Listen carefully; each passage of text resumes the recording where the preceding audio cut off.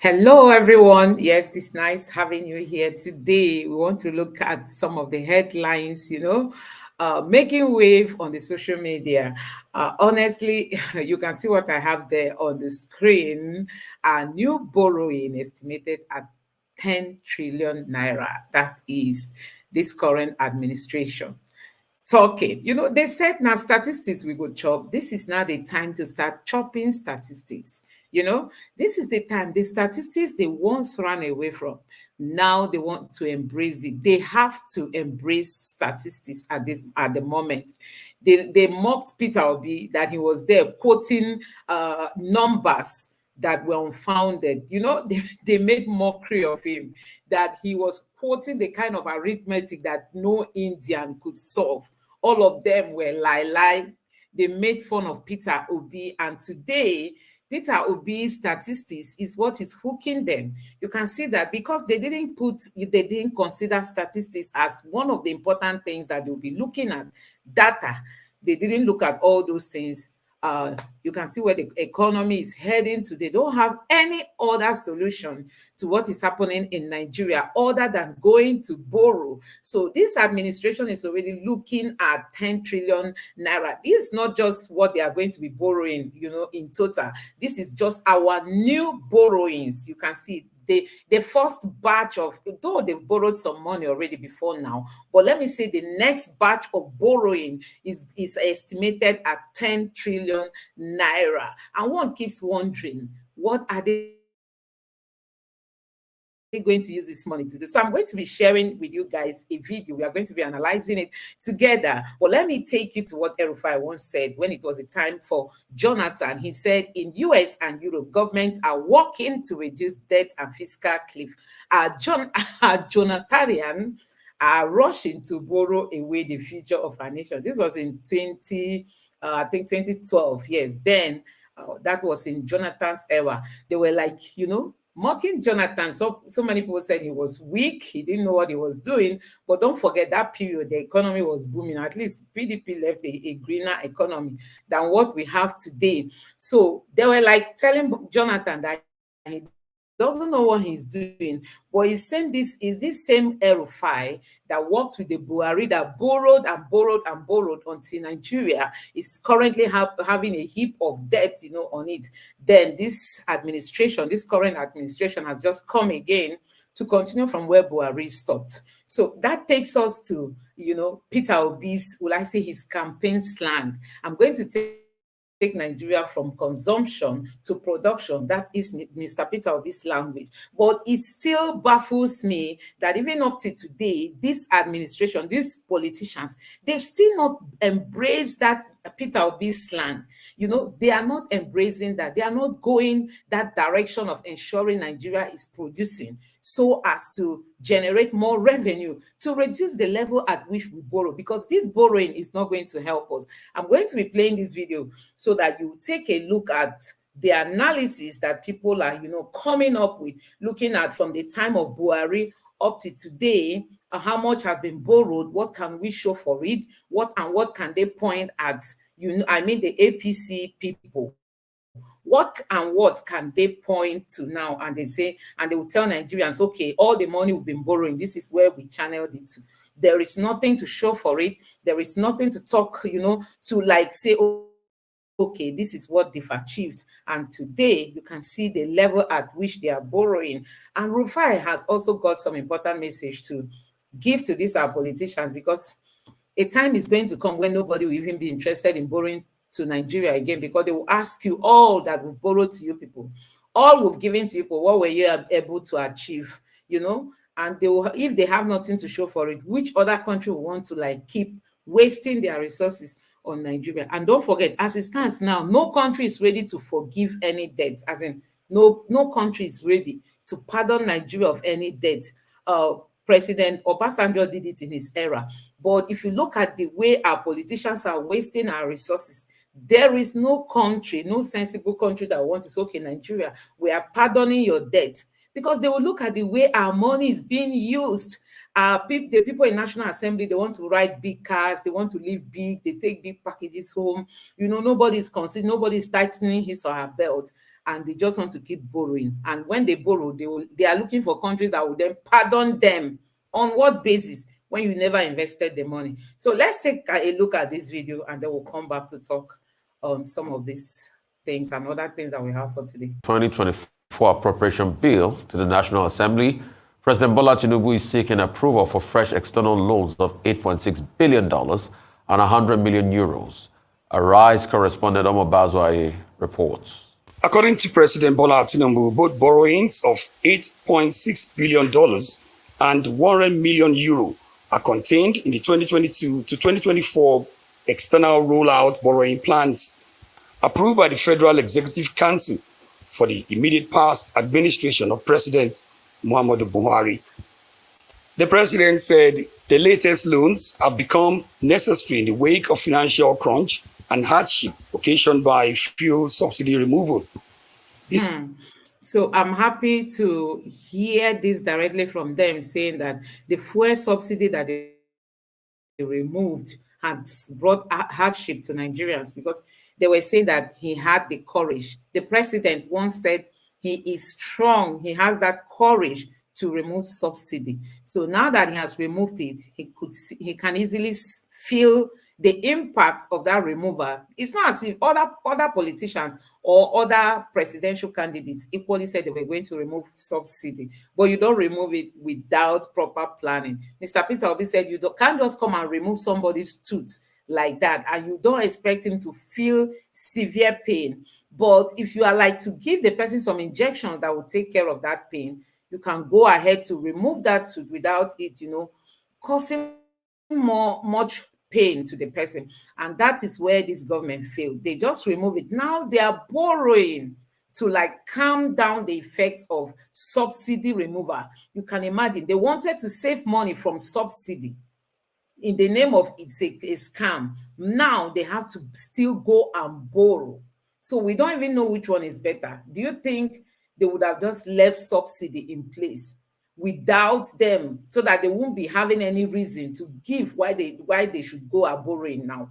So don't you think it would have just been better for that subsidy to be there than for them to say, oh, we have removed subsidy? We're supposed to be seeing, the benefits of subsidy removal, because I think some money is supposed to be saved if really subsidy is not there. That money they used to be using for subsidy supposed to, be an extra for Nigeria at the moment. But as it stands now, everywhere is dry, so they don't have any option than to go a borrowing. Said the African Development Bank and the World Bank Group have indicated interest to assist Nigeria mitigate the impact with a sum of $1 billion and $1.5 billion. Consequently, the required approval is in the sum of United States dollars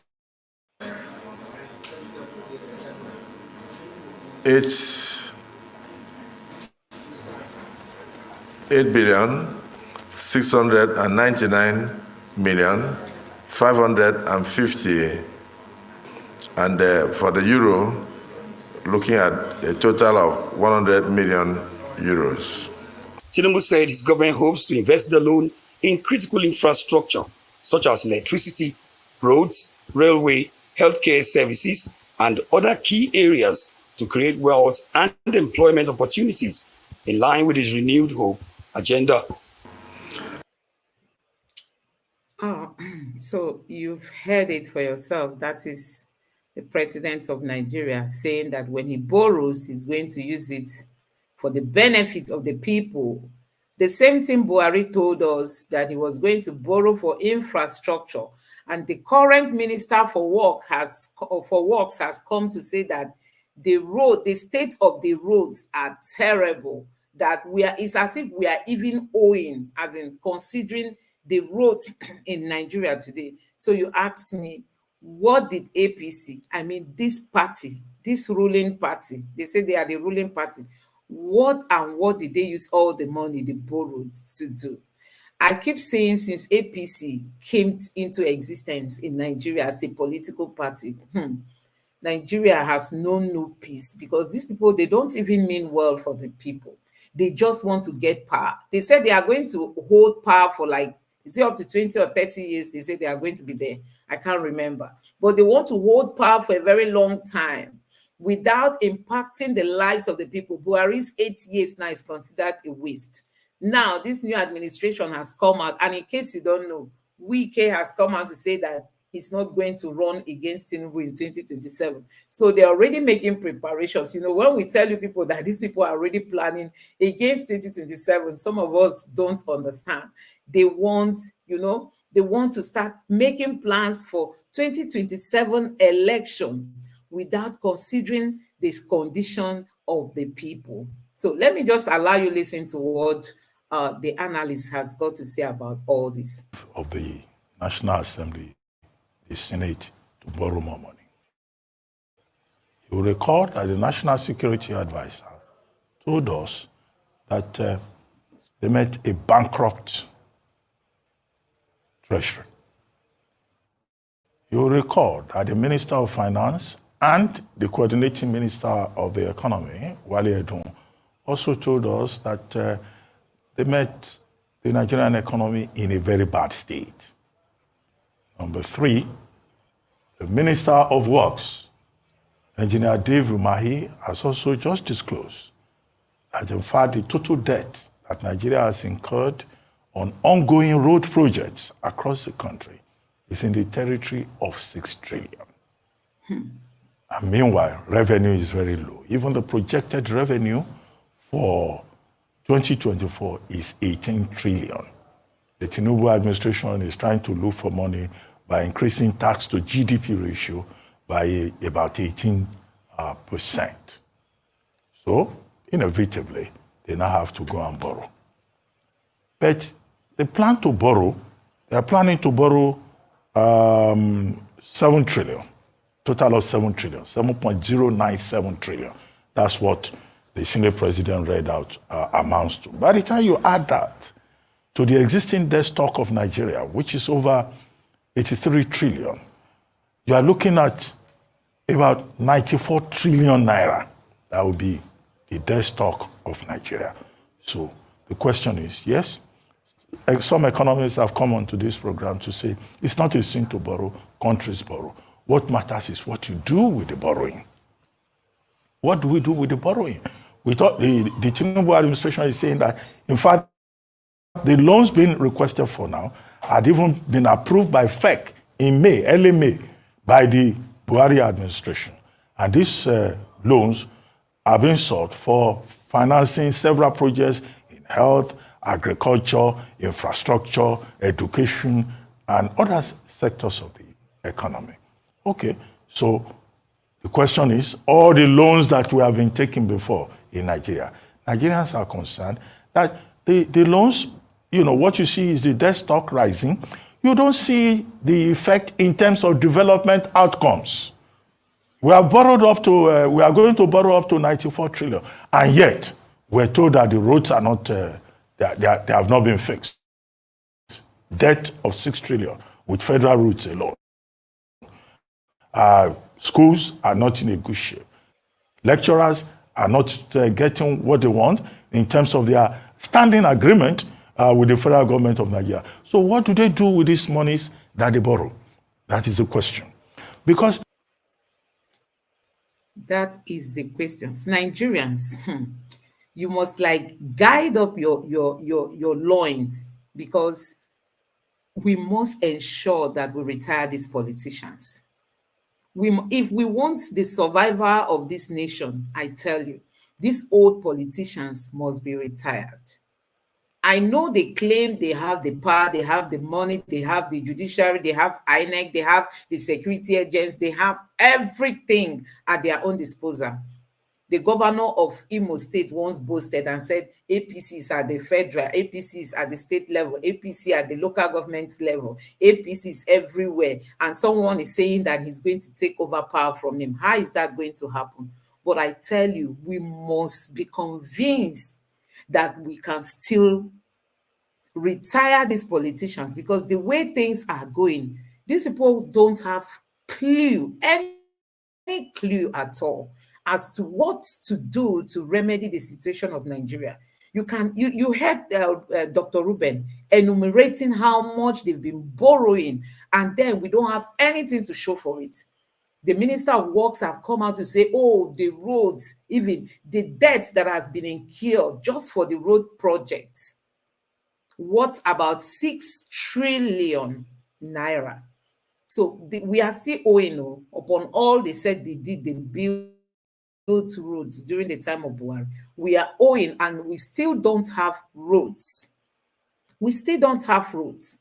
So we must be convinced. So many people still try to cleave to it's our turn, or he's my tribe and all that. Look at Nigeria being wasted. I mean, the future of the people are just being wasted. The youths are so frustrated. You know, the Nigerian youths are really frustrated. Let me share with you this image before we continue.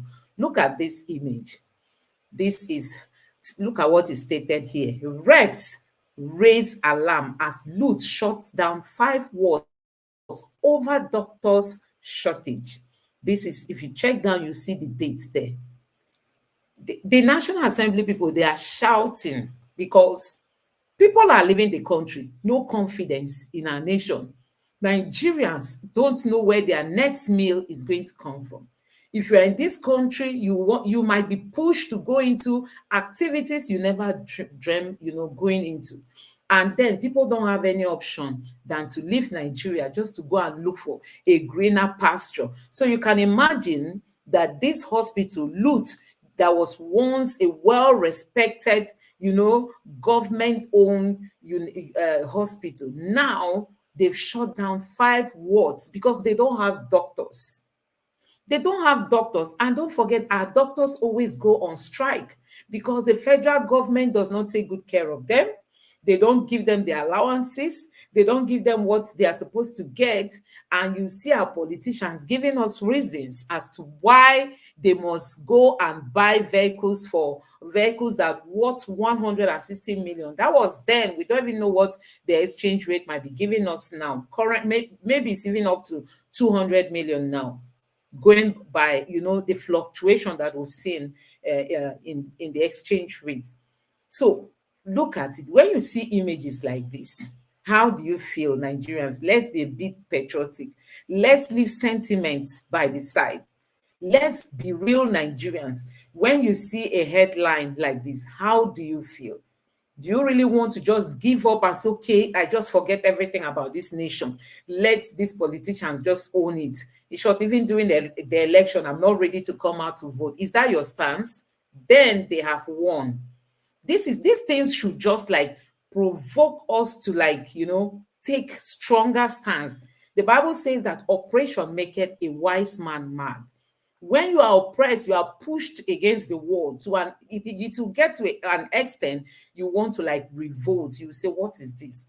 You want to take your stance. And that is what we all are expected to do. So when you see headlines like this, it should move you. You should tell yourself why you should be at the forefront anytime there is an election, why you should ensure you have your PVC always with you, why you should always encourage the people around you to go and vote. We know votes don't count, but the time is coming when the Nigerian youth will tell these politicians that enough is enough. Let our law take its course. So look at this headline, and we are talking about borrowing. What do we use the money for? It does not reflect on our GDP. It does not reflect on our economy. It does not reflect on the level of employment we are having it today in Nigeria. Unemployment keeps spiking.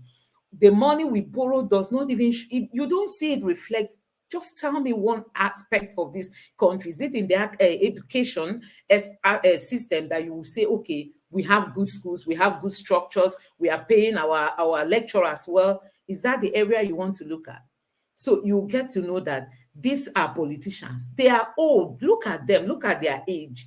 Most of them, they don't even understand all these things we are saying. That the world is moving ahead. Nigeria is we have smart people who, if we equip them today, they will outsmart some people from Europe and those from America. They are the ones coming up with all this AI, all this technology, blockchain, and all that. They are the ones doing it. But give Nigerians a better environment, you will see them do greater things. And we have these people, every election cycle, they will still force themselves on us and just keep dragging us backwards. I think enough is enough, Nigerians. Enough is enough. We can't continue this way. So tell me what they are going to be borrowing this money for. After this borrowing, okay, let me just allow you listen to what Rufai got to say. Possibly you'll get to understand what myself I'm trying to say, because these are politicians. I don't really think they know what they are doing. So Watching, pick up a calculator or whatever you might be this morning and calculate this. 87 plus 26. 87 trillion, the debt we have on ground, plus 26, the debt that is proposed that will borrow in the mid-term expenditure framework, 26 trillion, plus 7 trillion. That'll give you about 113 trillion. That's where we're still going with the borrowing. 113. Let me also shock you. In the last 21 years, our debt profile increased by over 600%. I'll read a very exciting thing to you this morning. It might shock you. There is a news article from 31st of July 2021 in the cable. It says, from Obasanjo to Buhari, our federal government's debt profile surged 685% to 26.9 trillion in 21 years. I'm sure if you remember, at some point we had our debt forgiven, largely by the Paris Club. When President Jonathan was leaving power, the debt stock was about 12 billion in dollar terms. Today it surged to over 50 billion in dollar terms. That's the kind of country we've built. But in all of this, ask, what did President Buhari do with all the money he borrowed? What? I'm sure they'll probably show you a rail line. Ibadan to Lagos rail line with all of its challenges. And the train stopping in the middle of the road because of no diesel. Kaduna rail line that we couldn't put in security infrastructure and people were kidnapped. And a doctor died. And many other people died. I'm sure they'll show you rail lines. What else? They'll say roads, Lagos Ibadan Expressway. Yeah. What else? They'll show you other infrastructure projects. How does this affect the people? What have we done with all the money we've borrowed? We've squandered riches. We've printed more money, we've borrowed, we've increased the debt stock, the detriment of Nigerian people. And that's why we're asking more questions from President TINUBU. What are you going to do with this money you want to borrow now? Yeah, you might claim it's been approved before. What are you going to do with it? Because the supplementary budget the other time was to buy luxury cars and a couple of other things. Don't we feel sad that a position like the wife of the president, we're buying luxury cars for her, is not stated in the Constitution? Why do you need to do it? The president's wife said, oh, we are not coming here because we need your money. We're already rich before we came in here in the first place. They could have afforded their cars. Then we talked about the yachts. Then we all saw what happened. Now we're passing another loan. Is it after the state governors are spending billions of naira on frivolous activities and incurring more debt to the future generation yet unborn? Please humor me. If all these loans we take, if we can see the direct knock-on investment on Nigerians, I will be the first one to say, borrow more. We're seeing what you're doing with the money. But we're spending it on frivolities. And we forget we have to pay back this money someday. And because of the loan, we're having a knock-on effect on inflation. Most of the money we printed in ways and means. But remember the inflationary pressures all of that brought. We've not settled all of that.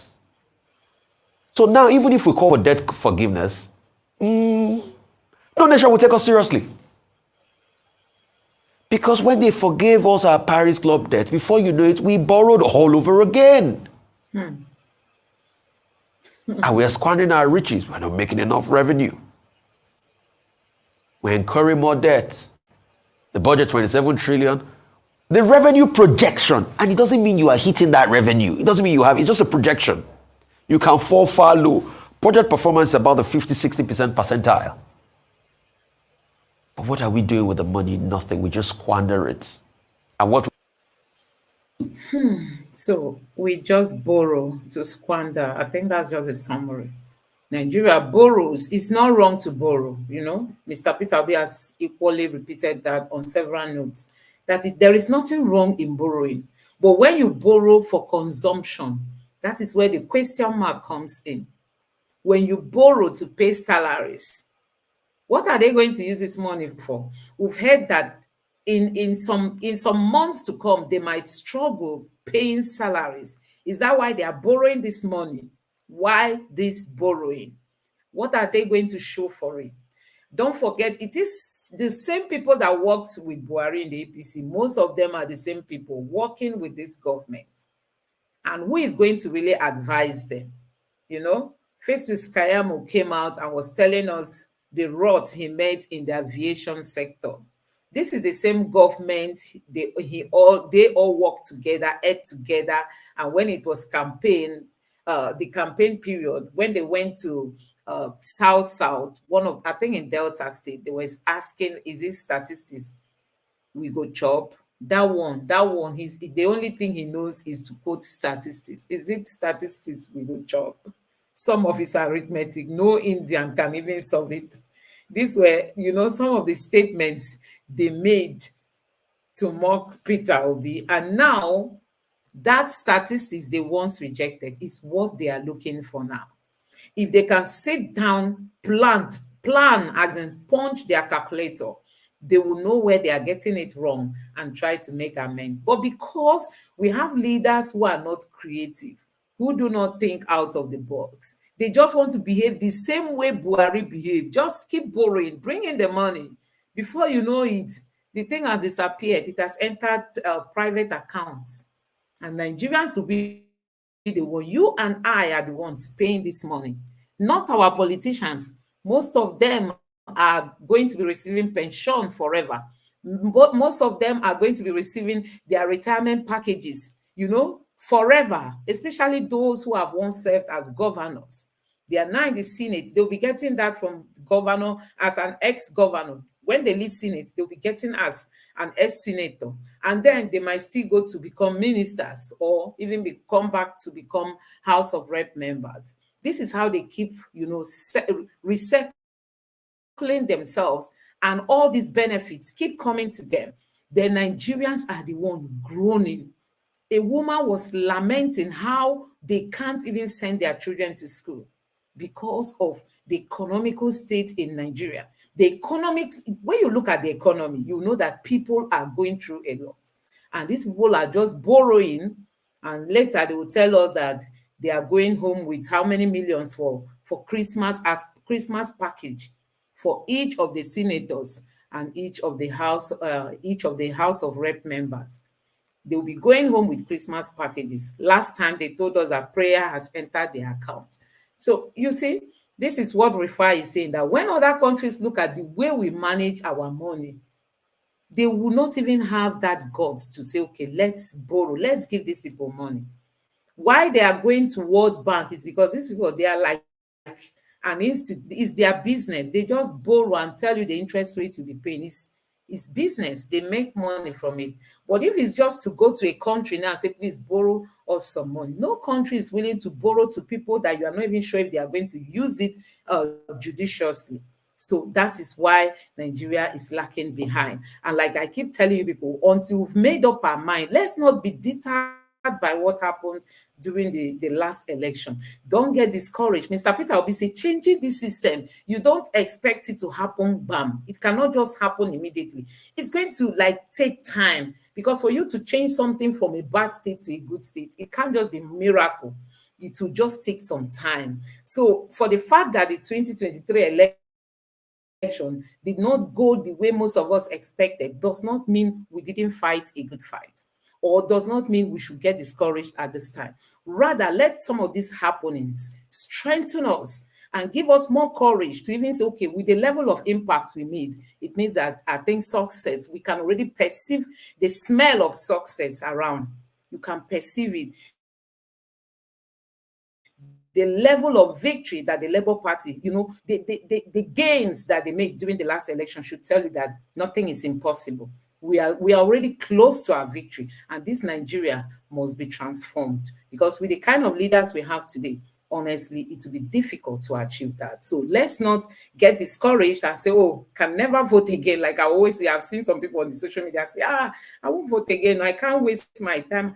Yes, it won't just come the way you think it. It's not 1, 2, 3. Mr. Peter Obi said it to take some time, because it's a challenging moment. So we all must come together to ensure this Nigeria works. So let's move away from this borrowing of a thing and look at other headlines. I have here Amnesty International asks President TINUBU to prosecute perpetrators of human rights abuses in Nigeria. There was a headline too that they were saying that TINUBU is not obeying rule of law in Nigeria. I wanted to share with you guys that image, because they made reference to some of the things that have been happening in Nigeria since this government came to place, that is not really in line with some of the human rights that the government is supposed to uphold. So this is coming from Borno State. 160K Boko Haram fighters have now repented, but ISWAP weapons keep coming in. So we don't even know this Boko Haram fight of a thing. Personally, I don't really give much attention to it, because I feel if we really want to eradicate this menace, I think the people in the north can help us. So you can imagine having 160K Boko Haram fighters. Very soon they will outnumber our security agents, like the police force. From the look of things, this is just the number of those that have repented. So you can imagine how many are in total. So possibly they've even outnumbered the number of police people we have in Nigeria. So this is really a very big challenge. And, I was talking about this governor, how they said he used 3 billion in 3 months to run the affairs of his office. So I was like, you can imagine impacting some of the lives of some of these young men who go to join Boko Haram. How much is Boko Haram giving them at the end of the month? Just peanuts, and then give them food. Most times they will be the one to go and steal in people's farms, to bring those food that they will eat.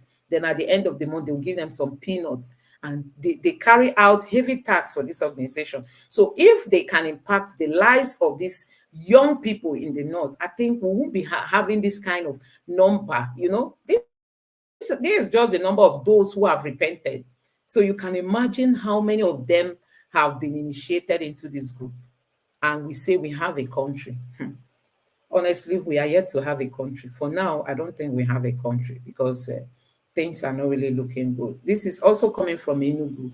So this current Mr. Mbas government has equally spent 3 billion to run office in 3 months. So we just keep asking, what do they do? What's that special thing that costs them all this money? In running just the office, their own office, just that alone would take them, let's say, 1 billion in 1 month. I'm just wondering what they do that leads to this kind of expenses that they incur every month. So leadership in Nigeria is just one thing that is a bit challenging. It's really, really a bit challenging. So this woman has been trending on Twitter, I think, since yesterday, and I felt I should share this with you guys. She once spoke against how Deborah was, her life was just demised by those that felt she spoke against their prophet. So after that, she was, the police took her in and they refused to grant her bail. There've been this outrage as to why would they hold this woman back, while the people that even committed, that destroyed Deborah's life, are walking freely. And then this woman, for the fact that she spoke against it, she's been held for almost like close to 20 months now. She has been in, and nobody's there they've refused to grant her bail. I think that's even what brought up this topic. They've refused to grant her bail. And so many people have been lamenting, they've been shouting, where is Khan? Where is CAN, Christian Association of Nigeria? Where are some of our leaders, our pastors? You know, some people were calling on the Redeemed Church pastor, the Living Faith pastor, and there's one other pastor that they added his image on one of the photos there on Twitter. They are like, why are they not speaking up, you know, on the behalf of this woman? This is a poor woman, and she's a family woman. She has kids. She has her husband. She left all of them behind. She has been held because she's a Christian and spoke against what happened to Deborah. So I felt I should really share this image with you guys. I don't know what you think about this. Honestly, Nigeria, when they talk about rule of law, you know, these people that committed this against Deborah, none of them is being held back. They are free. And we're told that some of them came from Niger. What about the other ones? Even if they came from Niger, is this so difficult? If the police really want to get them, they will easily get them. But nobody got them. They are free, you know, they are free. None of them, you know, was charged. And then this woman is being held back because she spoke against their action. Please, don't we have freedom of speech again in Nigeria? It's not as if she said anything bad. She was just like, why would they destroy this young lady's life in the name of blasphemy and all that? And at the end of the day, they kept her back. So they've tried to bail her, and the bail is not working. They rejected that bail. So apart from this person is saying that the persecution of Christians in northern Nigeria must stop. Where is the CAN? Where is the pastors? Where is the outreach? So there is another image there on Twitter that captured the faces of some of our pastors. They really need to speak up. I don't know why Nigerians sometimes we just keep quiet over matters that when we speak up, the government will also know that the people are calling their attention. This woman is not supposed to be held for any reason, because she spoke, you know, not to justify what those guys did to Deborah, and that is why she's being held back. And also, this picture has been trending. People are now talking about northern Nigeria, what is happening there. If you are a Christian and you convert to a Muslim, it's a time of joy. They are happy, they rejoice. They will even want to like interview and broadcast it. But if you're a Muslim and you convert to a Christian, it is another war. Your life is at risk. You might risk being demised and all that. So that is it. And you can see what the Christians in northern Nigeria are passing through. Some of these images may be from Benue State or from southern Kaduna, like we all know. These are communities that have really suffered a lot because they are mostly Christians in the midst of Muslim communities. So we must condemn all this. We just look forward to a Nigeria where you'll be free. If you want to convert from Muslim to Christianity, nobody will hold you back. I think that is just my own take on this. And our leaders must speak up, must speak up for the people they are protecting. Yes, so this is it. Mr. Chidi Odenkalu equally captured this, and he was saying after 6 months in office, the president has failed to uphold human rights, says Amnesty in Nigeria, because they captured it on their Twitter page. They were saying that the rule of law is not being upheld, human rights is not being upheld by this administration. And you can see Mr. Chidi Odenkalu is equally repeating that. So a big shout out to the governor of Abia State. This man has been making Nigerians proud, has been making the Labour Party proud, and has equally been making the Obedient family proud. Honestly, he's doing some amazing work, you know, in Abia State. And we just wish that every other Nigerian governor will want to emulate him. I know that sometimes they don't like emulating the good ones. They easily want to emulate the bad ones. But I think Mr. Oti has really proven that, you know, leadership is not rocket science. As in being a good leader, it does not take much from you. It is the people's money. Just use it and work for the people. And the people will acknowledge you. So he has really been doing amazing things in Abia State. And you know now, as usual, Obedience will always want to give him a shout out. So let me equally share with you this image on Twitter, just for you to see some of the things that this governor is doing. He's really doing amazing things in Abia State. So we are currently on Twitter. So this is one of the images coming from Abia State. You see, jubilation in Abia as the people's governor. Alex Oti completes the Jubilee Road Aba. So let me just share this video, this clip with you guys. Look at it, looking beautiful. I don't know if you've once been to Aba.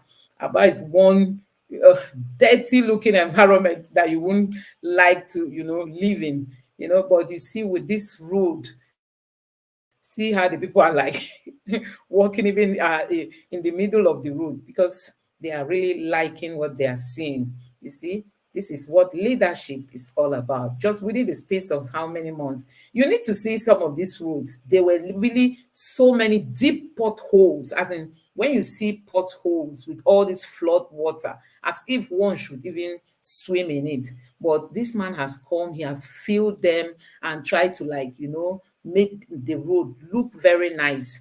And you see the people of Abia, they've been so happy. I watched some of them being interviewed. They were like saying, oh, Mr. Oti is like a godsend to them.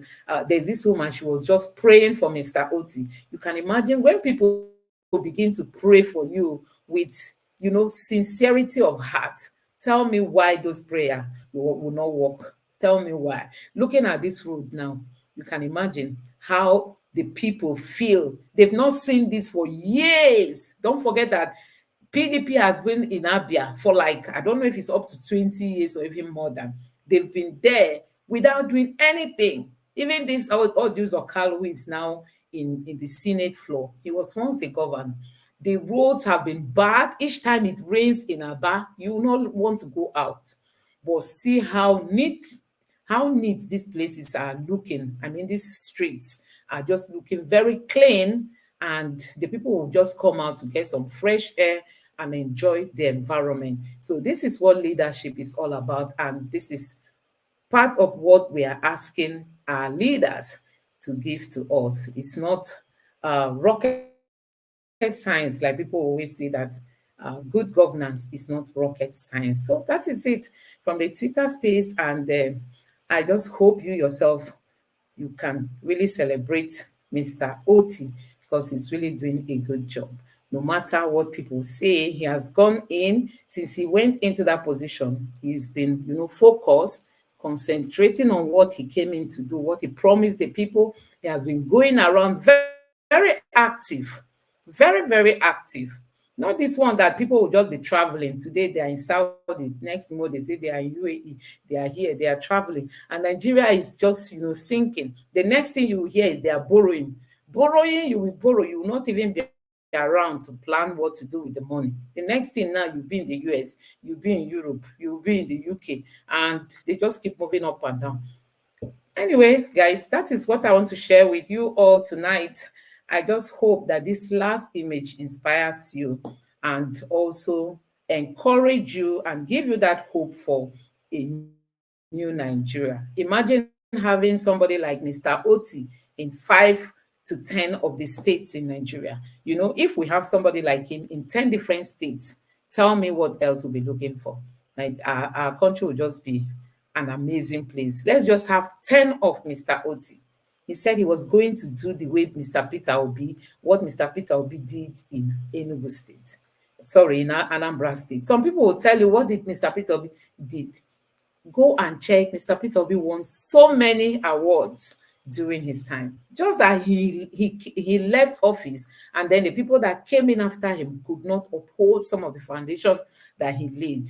And then you see, but nevertheless, like in the education sector, you still see the impact of Mr. Peter Obi's work, still reflecting up to today. Anambra came from 28th to the first position. And even up to today, they are doing amazingly well. You see them in JAM, in WAEC, and all that. They are really doing amazingly well. So we look forward to a new Nigeria. We look forward to getting more people like Mr. Oti in more states of the Federation. And no doubt a new Nigeria will soon come to play.